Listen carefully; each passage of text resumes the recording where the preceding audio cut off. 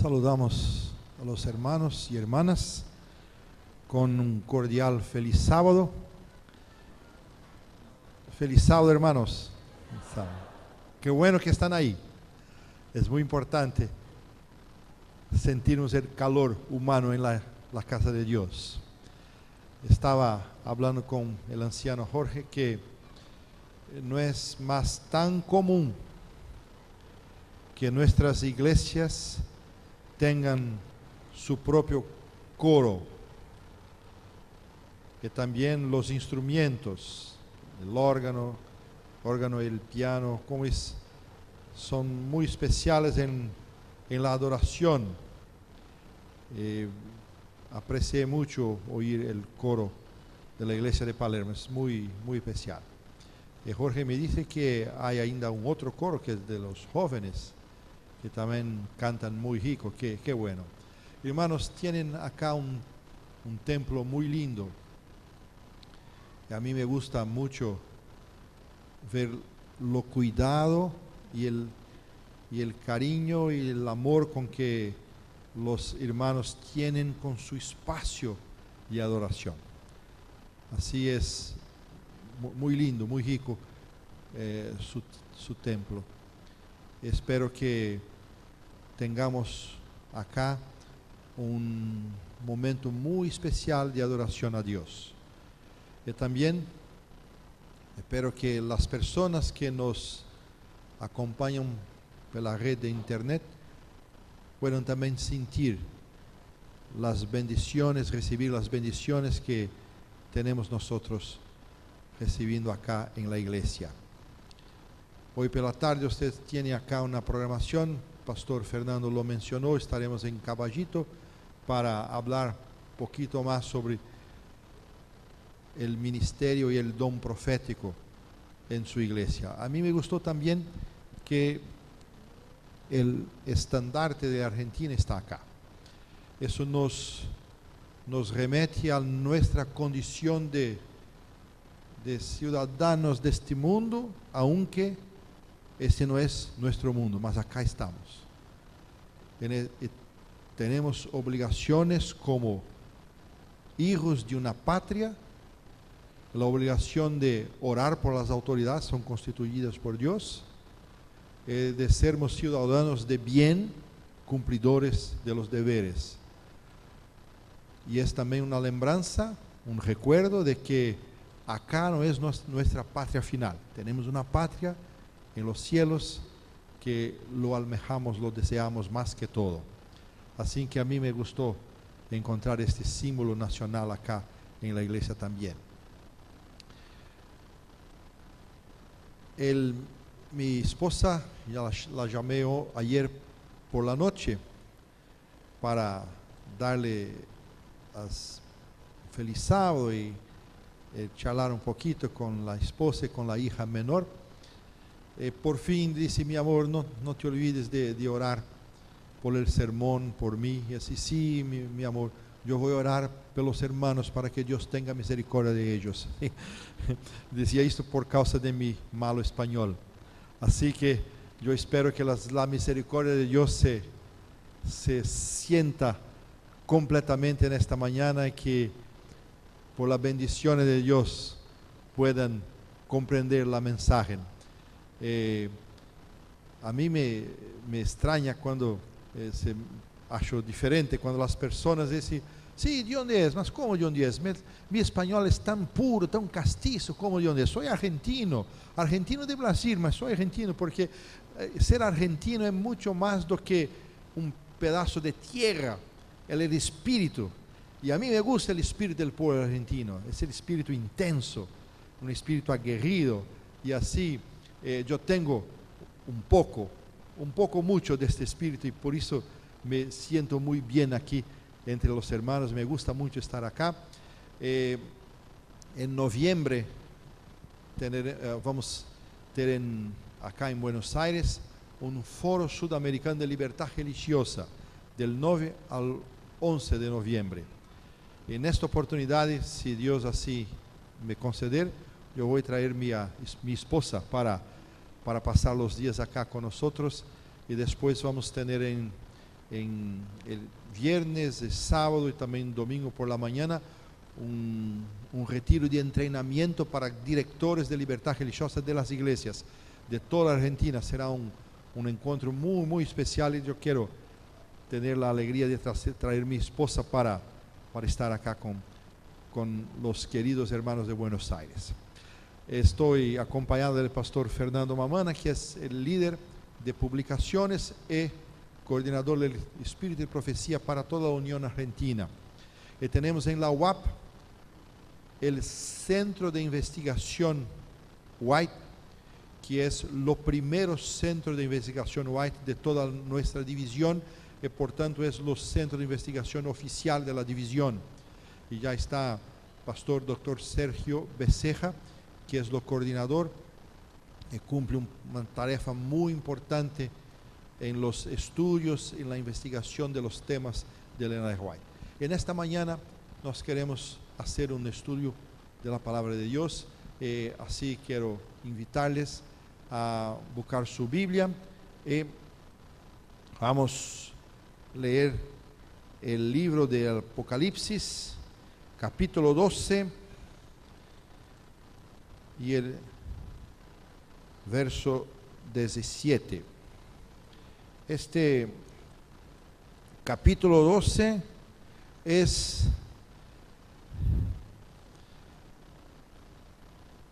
desde el 10, 11, 12.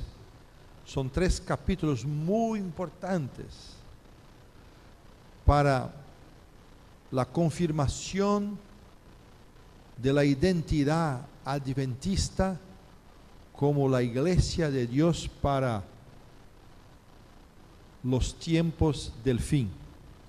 Es muy importante comprendermos el mensaje de estos capítulos para que podamos tener muy claro quién son los adventistas del séptimo día y cuál es nuestro papel, nuestro rol en la predicación de la palabra de Dios en estos tiempos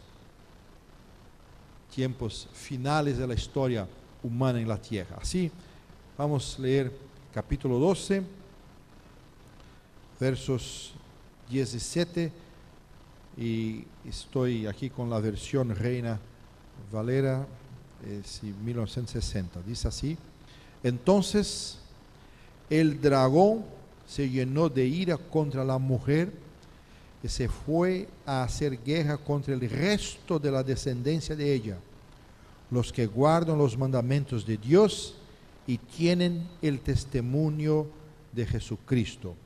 Este es un texto muy importante para nuestra iglesia. Acá se establecen algunas verdades muy significativas y entre ellas está la idea del remanente de Dios. El remanente de Dios.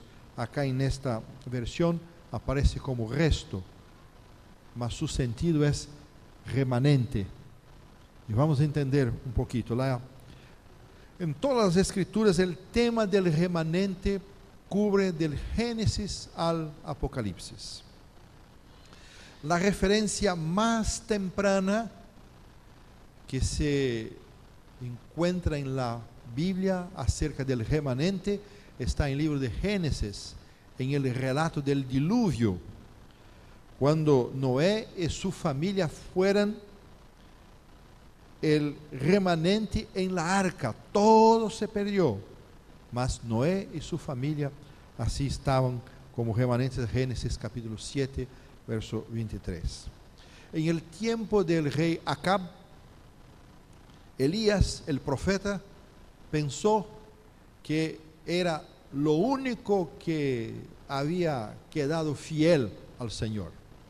Todavía Dios en su misericordia le dijo y le aseguró que un remanente de 7,000 israelitas no habían doblado sus rodillas a Baal. Primero Reyes 19, verso 18. El profeta Amós escribió que Israel Israel llegaría a su fin como el pueblo de Dios, más como nación, mas en su misericordia Dios dejaría un remanente de José. Amós 5:15. El profeta Isaías es un caso muy interesante, hermanos. El profeta Isaías le dio a su hijo el nombre Sear Hasub, que quiere decir un remanente volverá, como una profecía prediciendo el regreso de un remanente de Dios en sus tierras prometidas. Isaías 7, verso 3. Y Jeremías también profetizó que Dios reuniría su remanente desde los confines de la tierra, del mundo, y haría un nuevo pacto con ellos. Jeremías 31, 7 y después 31 hasta 34. En el Nuevo Testamento, Pablo se refiere a un remanente. Casi no prestamos atención en este aspecto. Mas para Pablo, en sus días, el remanente eran los judíos que habían aceptado a Jesús como Mesías, como su Salvador. A estos Pablo les llama remanentes. Está en Romanos 11, verso 5. Y entonces, além de este texto que leíamos en Apocalipsis 12, 17, en mismo libro de Apocalipsis, en capítulo 2 y en versículo 24 y capítulo 3, versículo 4, las cartas a Tiatira y Sardes, Juan escribe acerca de un remanente en medio de estas iglesias. Todavía, hermanos, el remanente de Dios ni siempre fue visible. Así como en los días de Elías, Elías no conocía que había 7,000 que no habían doblado sus rodillas a Baal. En todos los tiempos, Dios tuvo un remanente fiel. Y hasta hoy, en nuestros días, Dios tiene un remanente fiel. Todavía, este remanente no es solamente visible. Dios tiene un pueblo remanente, vamos a estudiar ahora, mas Dios tiene también fieles en todas las iglesias cristianas, en todas las partes. Gente que es fiel a la luz conocida por ellos y que aman a Dios de todo su corazón y son fieles a Dios. Hacen parte del remanente de Dios. Y cuando en el tiempo del fin se hará el llamado, salid de él, pueblo mío, muchos que están en Babilonia saldrán y se unirán a la iglesia remanente y visible de Dios, descrita en Apocalipsis 12, 17. Por otro lado, hermanos, es una advertencia para nosotros que no todos los que están físicamente presentes en la iglesia pueden ser considerados remanentes de Dios. No es nuestra ligación como feligreses, como miembros de la iglesia, que determina si somos o no remanentes de Dios. Lo que determina esto es cuánto el amor de Dios se ha posado en nuestro corazón y cuánto somos fieles a Dios en toda luz que hemos recibido de Dios. Esa es una cuestión muy seria. Así no es nuestra ligación con la iglesia como miembros que nos garantiza la condición de remanente. Hay que ver lo que esto implica, es lo que vamos a estudiar ahora en Apocalipsis 12, 17, que nos enseña claramente que Dios tiene una iglesia remanente en el tiempo del fin. Y este texto, este Apocalipsis 12, 17, nos ubica en el tiempo después del periodo de los 1260 días. Y aquí hay una cosa muy interesante. El remanente de Dios tendría que surgir después de los 1260 días. Es una profecía. Hay muchos nuevos adventistas que tal vez tengan alguna dificultad para comprender, mas esa es una profecía descrita acá en este capítulo, en los libros de Daniel, en otros capítulos del Apocalipsis. Entonces esta profecía encontró su cumplimiento desde el año 538 hasta el año 1798. Entonces el remanente de Dios debería ser un pueblo que surgiría después del año 1798. Y ahí que está, por eso la palabra que leemos usa el término el resto, el remanente. Satanás, el enemigo del pueblo de Dios, trabajó para matar los hijos de la mujer de la profecía del capítulo 12. Sus esfuerzos fueron tan grandes que casi aniquiló los fieles, mas todavía un remanente es como un resto, aquello que no se destruyó. Hay un remanente. ¿Y quién son estos? Primero, deberían surgir después del año 1798. Y cuando surgiesen, debían tener dos gran marcas distintivas. Deberían guardar los mandamientos de Dios y debían tener este testimonio de Jesús. El primer gran distintivo es la guarda de los mandamientos de Dios. Es ahora una señal para el pueblo de Dios en el tiempo del fin. No fue así siempre, porque en el comienzo de la predicación del cristianismo, todos guardamos los mandamientos de Dios. Todos eran fieles a los 10 mandamientos, incluso el sábado del cuarto mandamiento. Mas ahora, cuando hubo un cambio del día de guarda del santo sábado para el día domingo, entonces la fidelidad y la obediencia a los mandamientos de Dios incluye el cuarto mandamiento, el sábado del Señor.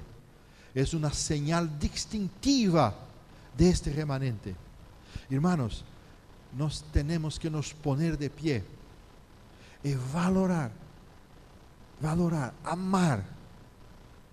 amar el sábado del Señor, porque es una señal distintiva de su pueblo viviendo en los últimos días de la historia de este mundo. Tenemos que orar para que Dios nos dé un espíritu de alegría con el sábado, para recibirmos su sábado con contentamiento, con alegría, con pasión, con amor, y disfrutar de las horas sagradas con lo mismo espíritu. Y muchas veces resulta en una gran dificultad respetar los límites del sábado, tanto para su inicio cuanto para su encerramiento, porque es una estrategia del enemigo nos afastar de la obediencia a Dios en todas las cosas, incluso el sábado del cuarto mandamiento. Esa es la primera señal, la primera gran marca distintiva de los remanentes. La segunda marca es el testimonio de Jesús. Y aquí necesitamos comprender lo que esto significa. Esta segunda marca distintiva, según los estudiosos del Nuevo Testamento, han propuesto, hay dos interpretaciones para el testimonio de Jesús, gramáticamente posible. La primera es un testimonio humano, o sea, el testigo de Cristo, alguien que da su testigo o su testimonio de Jesús como un testigo. En la segunda se entiende el testimonio de Jesús como la revelación dada por Jesús. Es diferente, como la revelación dada por Jesús, o sea, el propio testimonio de Jesús. La expresión en la lengua original, y lo cito no para nada, a no ser para clarificar más el tema, que es marturia Iesus. Esa expresión griega aparece 6 veces en el libro de Apocalipsis, 21 veces en los escritos de Juan, além del Apocalipsis. 14 veces de las 21 veces que Juan la usa, aparece con la idea de que el testimonio de Jesús es el testimonio dado por la persona de Jesús. Dado por una persona o por la persona de Jesús, y no el testimonio que se da acerca de él. Cuando Juan usa la expresión o la idea de un testimonio acerca de alguien, incluye ahí una preposición griega peri, el testimonio de alguien, acerca de alguien. Los dos textos iniciales, y ahora los invito a volver las páginas al capítulo 1 de Apocalipsis.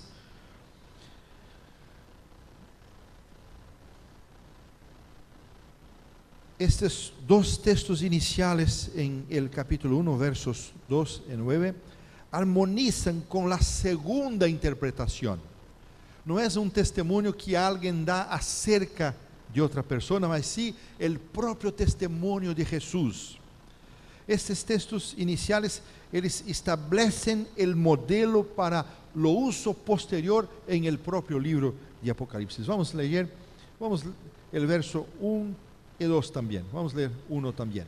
La revelación de Jesucristo que Dios le dio para manifestar a sus siervos las cosas que deben suceder pronto. Y la declaró enviándola por medio de su ángel a su servo Juan. Ahora, que ha dado testimonio de la palabra de Dios y del testimonio de Jesucristo y de todas las cosas que ha visto. Ahora el verso 9 también. Yo, Juan, vuestro hermano y copartícipe vuestro en la tribulación, en el reino y en la paciencia de Jesucristo, estaba en la isla llamada Patmos por causa de la palabra de Dios y el testimonio de Jesucristo. Olha que interesante, miren hermanos, qué cosa muy interesante. En los días de Juan, la palabra de Dios no se apartaba del testimonio de Jesucristo, estaban juntos. ¿Y qué es la palabra de Dios para el pensamiento juanino, para el pensamiento de los días de Juan? La palabra de Dios es lo que Dios dice. Es lo que Dios había dicho a través de los profetas del Antiguo Testamento. Eso era la palabra de Dios. Y que era el testimonio de Jesús para el pensamiento de Juan y para los días de Juan. Así como la palabra de Dios eran las palabras que los profetas habían entregado para su pueblo, el testimonio de Jesús era las palabras del propio Jesús y las palabras que Jesús había entregado a sus apóstoles y profetas. Ese era el pensamiento. Mas mire hermanos, no se separaba la palabra de Dios del testimonio de Jesús. Ese era el pensamiento. Ese era el pensamiento.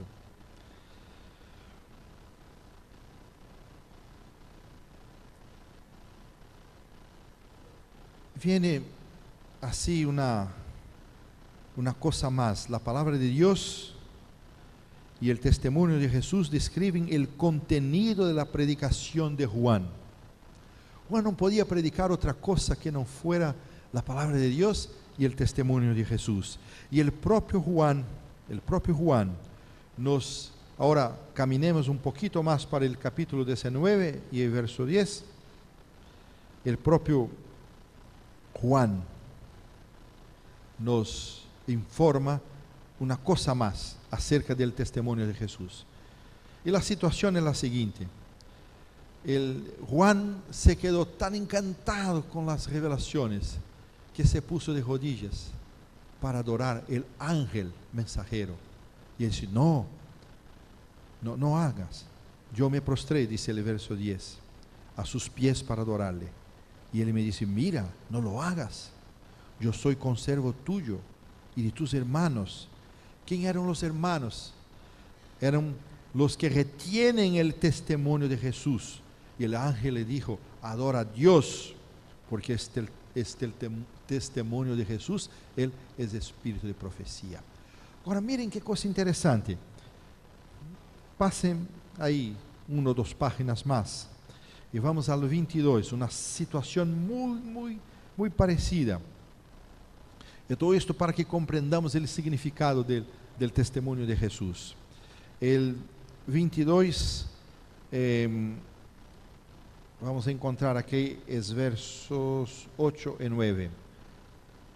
Yo, Juan, soy el que oyó y vio estas cosas. Y después que las hube oído y visto, me postré para adorar a los pies del ángel que me mostraba esas cosas. Pero él me dije, mira, no lo hagas. Así, una segunda vez. Juan está tan encantado que quiere adorar el ángel y él dice, no. Y aquí, hermanos, hay una lección paralela. Mucho cuidado, hermanos. No podemos retener para nosotros la gloria que es únicamente debida a Dios. Mucho cuidado. El hombre es muy especialista en esto, porque ese fue o que está por detrás del pecado de Lucifer. Quería para sí la honra y la gloria que solo era debida a Dios. Y muchas veces, como seres humanos, queremos tener para nosotros la gloria que pertenece solo a Dios. Este fue el pecado de Moisés, que muchas veces pensaba, mas tampoco, ao invés de hablar con la rocha, Moisés la herió otra vez. Sino, cuando Moisés la fez esto, estaba trayendo para sí, como se dice, yo tengo el poder de tirar agua de esta roca, cuando la gloria debería ser solamente para Dios. Hermanos, si hay bien, si hay cosas buenas, si hay talentos, capacidades, sí hay, mas hay una fuente que es Dios. Cuidado, hermanos, no tragamos para nosotros la gloria que pertenece solo a Dios. Es muy especial esta lección paralela acá. Volviendo al texto, pero él me dije, mira, no lo hagas, porque yo soy consiervo tuyo, de tus hermanos. Ahora, miren, la diferencia con Apocalipsis 19 y 10 es esta única palabra. Yo soy consiervo tuyo y de tus hermanos, que dice su Biblia, ¿qué dice? Hermanos, ¿están conmigo ainda? Sí, los profetas. Entonces, el ángel acrescenta a la información que refería-se al hermano de Juan, a los hermanos de Juan, que eran los profetas. Esta expresión espíritu y profecía solo aparece únicamente en Apocalipsis 19 y 10. No lo aparece más en ninguna parte del Nuevo Testamento. Y la pasaje, el texto más próximo es 1 de Corintios capítulo 12, donde tenemos la descripción, una de las descripciones de los dones espirituales en la iglesia. Y este capítulo, Pablo nos dice que el Espíritu es quien hace la distribución de los dones y lo hace como quiera.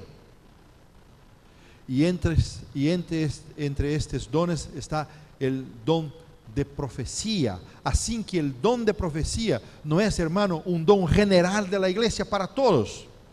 Es específico, distribuido por el Espíritu a quien Él quiere, y no quien quiera ser profeta. Y ahora comprendemos que en los días de Juan, los hermanos de Juan no eran los hermanos de iglesia, no era toda la iglesia, mas eran los hermanos de oficio, del oficio profético. A esto se refiere el ángel cuando le dice el espíritu de profecía, en los testimonios de Jesús. Entonces, el espíritu de profecías es el don que el Espíritu Santo concedió a unos pocos dentro de la iglesia, que se constituyen profetas.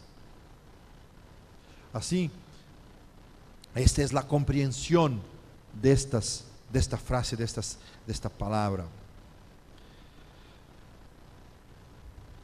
Llamamos atención, por tanto, para esta distinción. Volviendo ahora, hermanos, a Apocalipsis 12, 17, podemos decir que el remanente de Dios, ¿quién son? Son aquellos que primero guardan los mandamientos de Dios, todos los mandamientos, incluyo el sábado del cuarto mandamiento. tienen el testimonio de Jesús, que es espíritu y profecía. ¿Y qué significa eso? El pastor Gerald Fandel, un estudioso adventista, hizo un resumen muy interesante y lo dijo esto. En resumen, podemos decir que la iglesia remanente, que de acuerdo con la profecía existe después del periodo de los 1260 días, en otras palabras, después de 1798, tiene dos marcas de identificación específica. Uno, ellos guardan los mandamientos de Dios, incluyendo el mandamiento del sábado como Dios lo ha dado.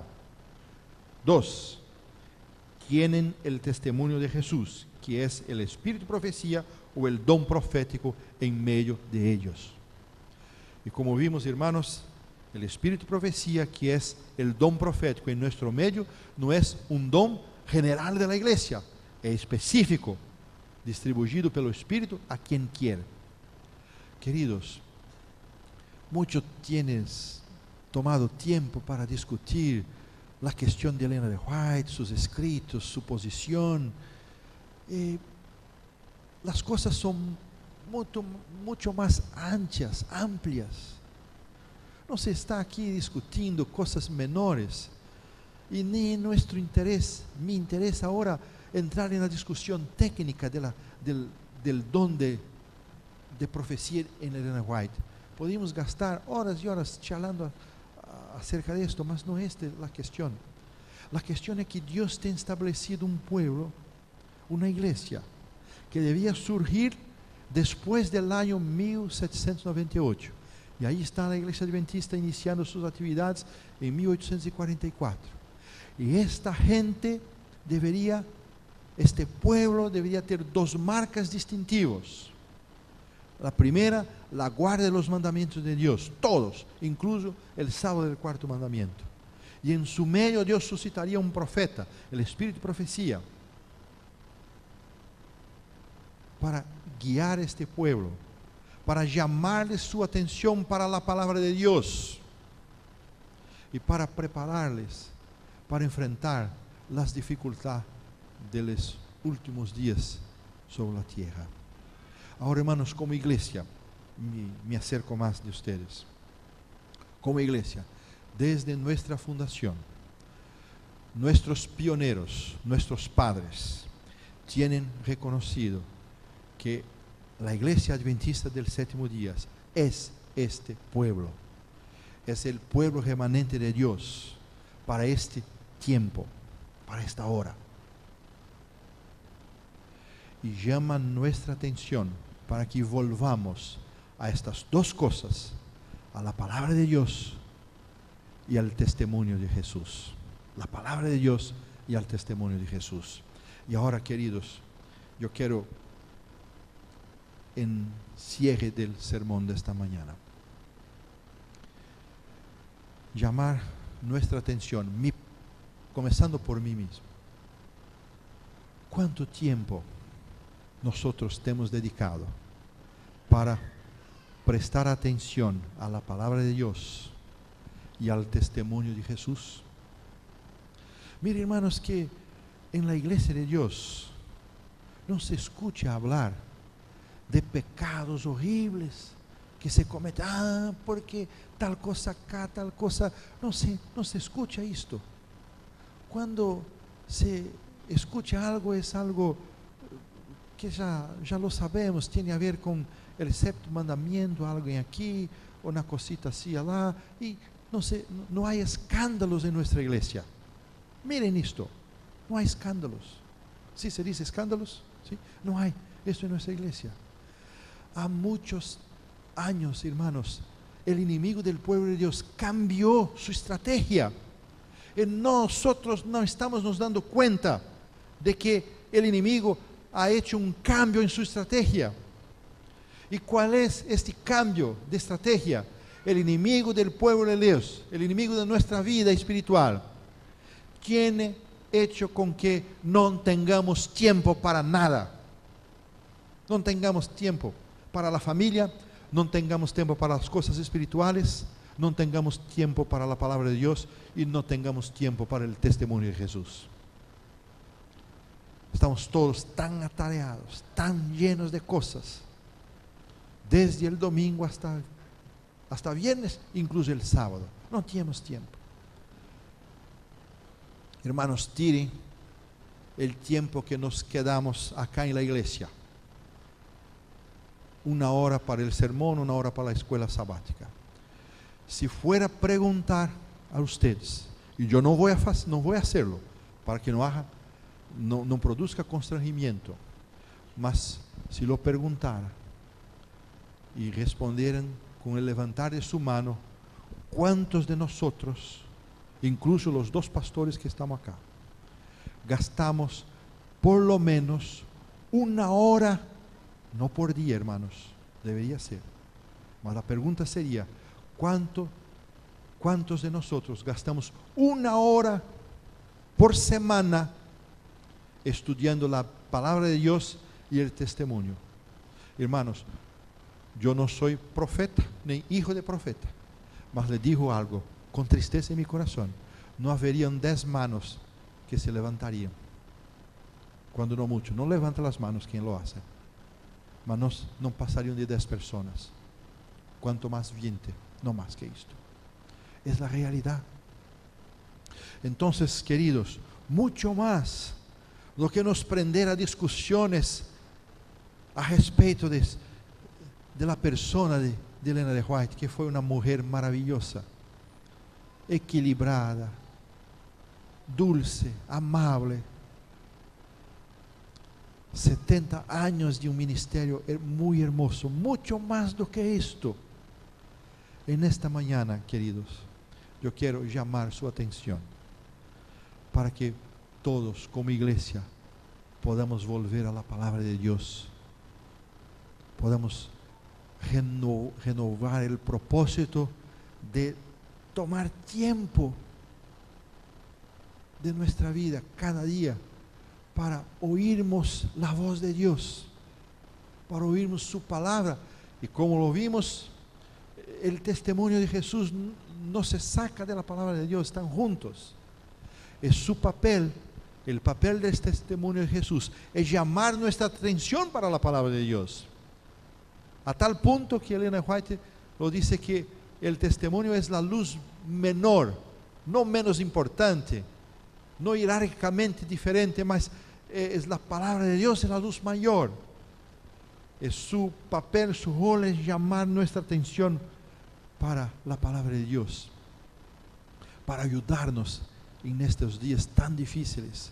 Queridos hermanos, no es porque somos adventistas del 7º día que tenemos nuestra salvación garantizada. No es porque somos miembros de la iglesia de Dios en estos días finales que tenemos garantizada la salvación.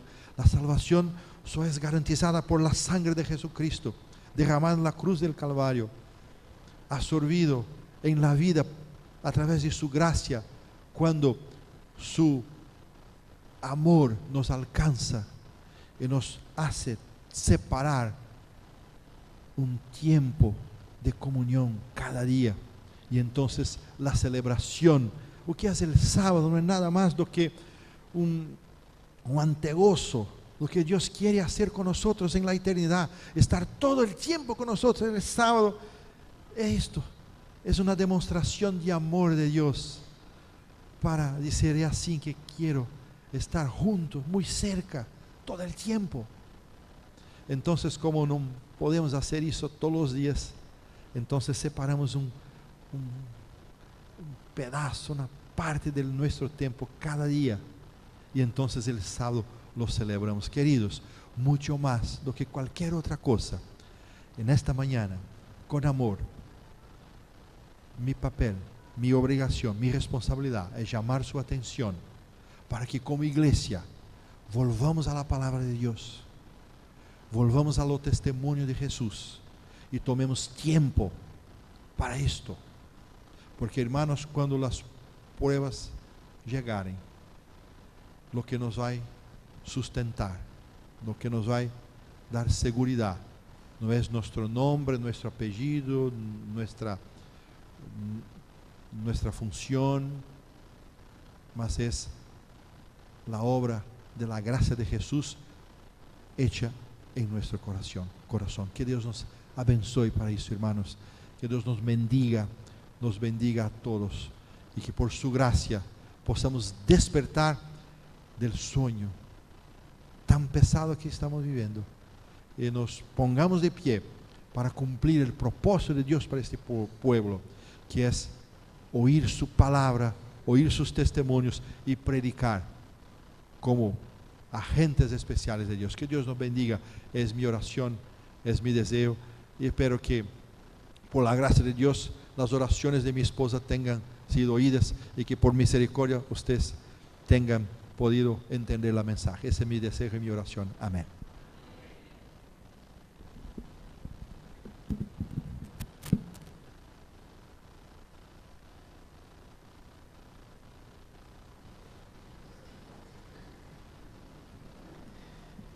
Luego de haber escuchado este bendecido mensaje, entonaremos a continuación las estrofas del himno Danos el fuego, bajo el número 202. Y lo vamos a hacer poniéndonos de pie.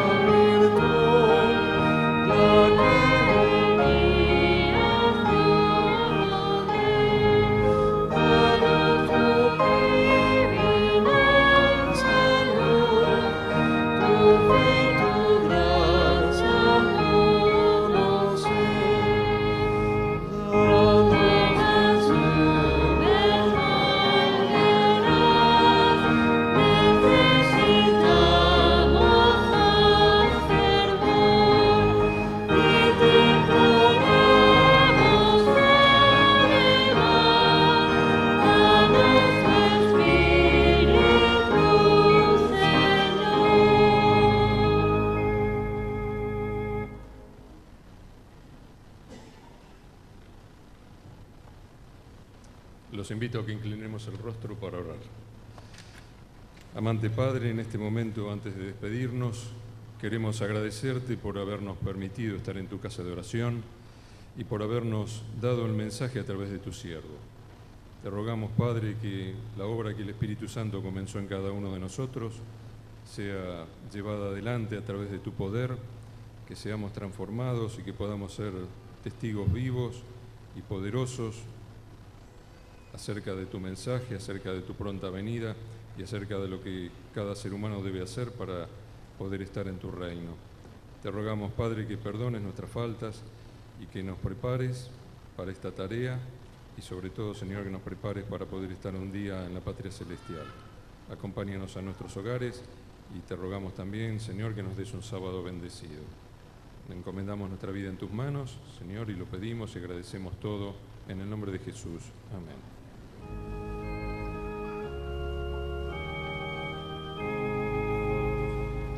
Para despedirnos vamos a cantar Que Dios te guarde, el himno número 38.